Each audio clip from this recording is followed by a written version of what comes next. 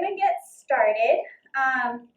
The first thing that I'm going to do is I'm going to dice our onion. So just to kind of review on some really great knife skills during this time, with cutting up onions, you always want to kind of leave the end of this intact for a couple different reasons. So one, it holds a lot of those gases in, so it's going to be easier to cut the onion actually without crying.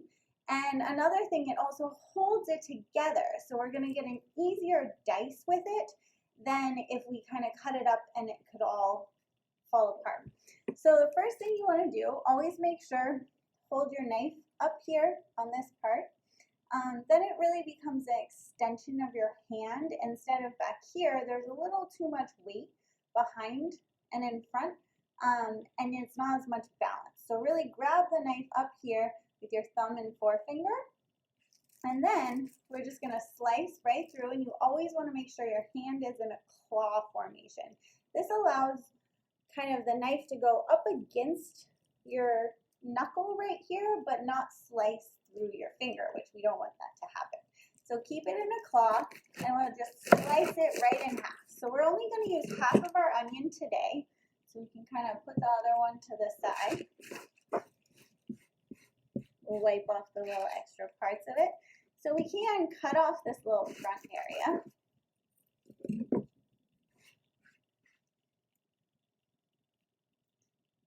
And you're just going to peel it. Now you could use any type of onion that you want today. All of them are very beneficial in the properties that we're looking for. So you could use a red onion if you have one on hand. White onion is totally fine. Yellow onion, I just happen to have a yellow onion. That's why I'm using it. So to dice it, we want to get all kind of the same size dice. We're going to go for a little bit smaller dice this time because it's going to be cooked down with the rice and the lentils, and you don't want to have huge pieces in it. Now, if you like really big pieces of onion, go for it. So a little trick to kind of gain the same dice is you're literally going to take your knife and do little slits through it, not going all the way to the end though, because we want it to be held nice together.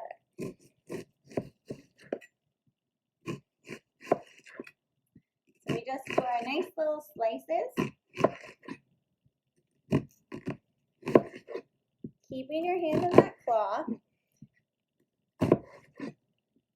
All right, so once we have it all sliced, see it's all like that, but it's still nicely held together.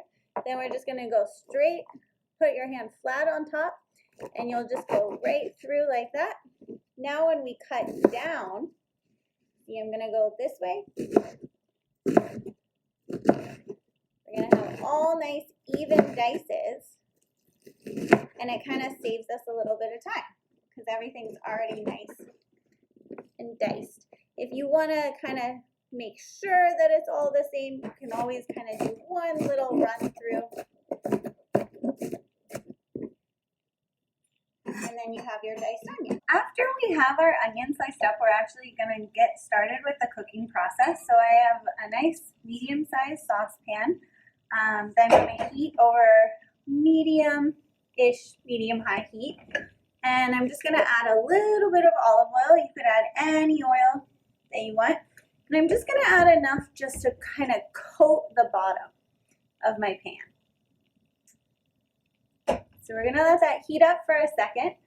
I'm going to grab my onion that I diced up and just add it right into there. You'll start to hear it kind of cooking pretty soon.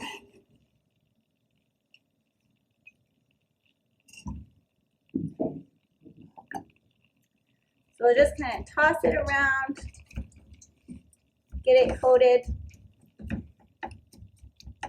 And as it starts to cook, I'm then going to add in all of my different spices. So this is where you can really kind of play with your own flavors. Today I'm going to add in a little bit of coriander, a little bit of cumin, and some Italian seasoning, some garlic powder. You can definitely use fresh garlic cloves and just chop them up instead. and a little bit of paprika.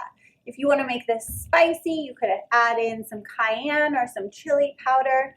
It's really kind of open however you want to flavor it. You could add in some curry powder, some turmeric, some ginger. You could add fresh ginger in there. I just happen to not have any fresh ginger right now. So kind of whatever flavors you want in there, you can add it. So I'm going to do about 1/2 teaspoon of the majority of these spices. And I like to add it in now because it will heat up with the onions and the oil, make it really fragrant, and release all that great flavor. On top of adding all of these different spices just for flavor, they also have great components for, blood sugar control, anti-inflammatory properties. Some of it actually been shown to help with mood stabilization, and the better our food tastes, the more satisfying it is.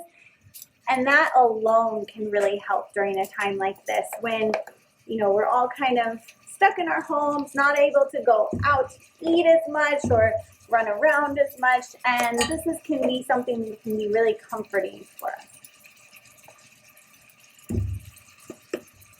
So we have those in, and I'm just going to add about 1/4 teaspoon of salt.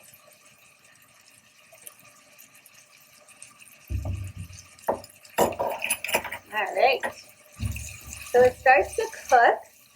You want it to just kind of cook until the onions are starting to get translucent and you really start to smell all those spices. So it's almost there. You can kind of shake it around. So if you can see, the onions are starting to kind of change in a translucent. We'll go about 1 more minute, and then it will be ready to add our lentils and our rice, and we're going to toss them around to coat that. It kind of helps give a nice toasty flavor to the dish, and kind of brings out the extra flavors in it. And it can also help break down some of those anti-nutrients we were talking about with the lentils. So once that's cooked down, we're going to add in our 3/4 cup of rice. And then we're just going to add in 1 cup of green lentils. So that's about what I had in this bag.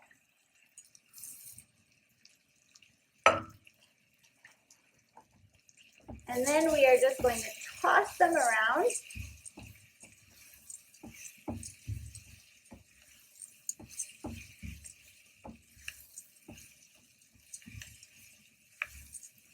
And see how it starts to kind of coat those lentils along with the rice. That's what you want to see. And then to deglaze the pan, we're just going to squeeze in 1/2 of a lemon. So I just squeeze it right over my hand. That catches all of the seeds. If you drop a seed in, it's okay. That happens all the time.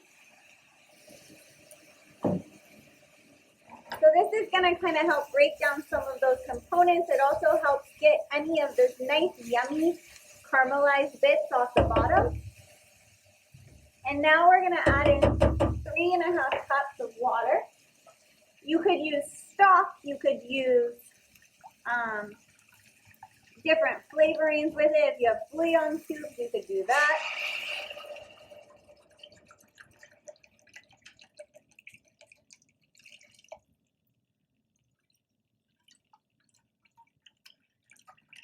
So that's 3 cups. And we'll just go a little bit more.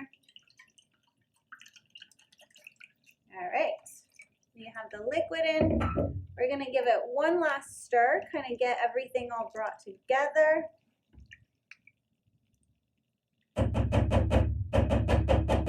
Then we're just going to bring this up to a boil and then cover it, reduce it down to a low heat, and then let it cook until all the water evaporates. It's going to be about 30 to 40 minutes depending on what type of rice you use. If you use a white rice, it's going to cook faster. Brown rice, a little bit longer. Wild rice can take a little bit longer than that. So it's really depending on what you ended up using. Okay, I just wanted to talk about some really amazing components of lentils for our body and for our immune health. You know, lentils are so high in fiber, and they have insoluble and soluble fiber, which both do great things, right? It can actually kind of help our digestion tract. It can help us become more regular. It can bulk up our stool. And it can also, the soluble fiber can help lower toxins in our level and kind of help pull out some of the things that we don't need in our body that might be actually clogging us up. So they work really well together to kind of create this force of different components to really make our body as healthy as it can be and support us in so many different ways. So our lentils and our rice and onions and all those spices have been simmering for about 30 minutes, and almost all of the liquid is absorbed now, which is really great. And so what we're going to do is we're going to stir in our frozen broccoli. Any frozen vegetable is good to go. All I did was run it under a little bit of hot water to kind of soften it up so it will cook even faster, or just kind of heat up since it already is cooked. So we're just going to stir that in, about 2 cups of it. There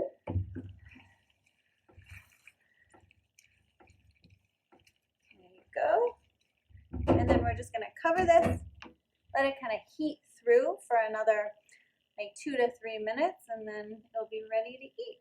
So here is the finished product.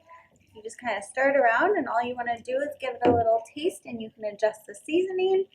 And then you can also hold this in the fridge for up to a week, so it's a really great thing to make for your whole week. And you can also change the flavors with it, serve it with different things. Thank you again for joining me, and please let me know if you have any questions, and tune in next week for another recipe.